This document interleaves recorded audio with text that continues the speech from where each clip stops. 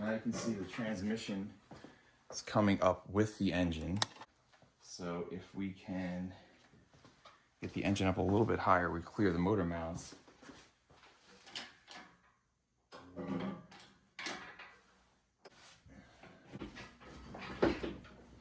So I just ensured to raise my jack underneath to meet the bottom of the transmission, and now I should be able to try and walk this guy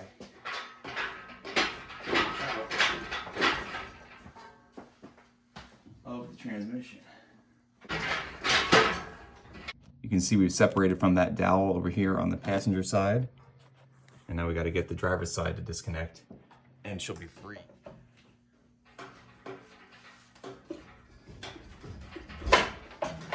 There we go. Okay guys, engine is disconnected from the transmission.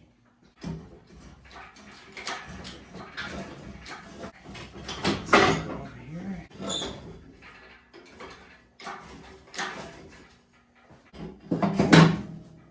Okay.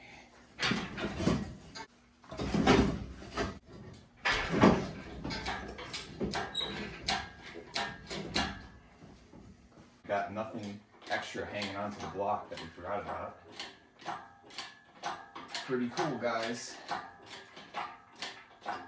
Get this big old 750-pound beast out of here. And we've got a lot of things ahead now. Get these core plugs replaced, change the transmission pan gasket, the filter on the transmission, fuel pump, probably the alternator needs to go. Maybe our water pump, at least the thermostat housing, thermostat gasket.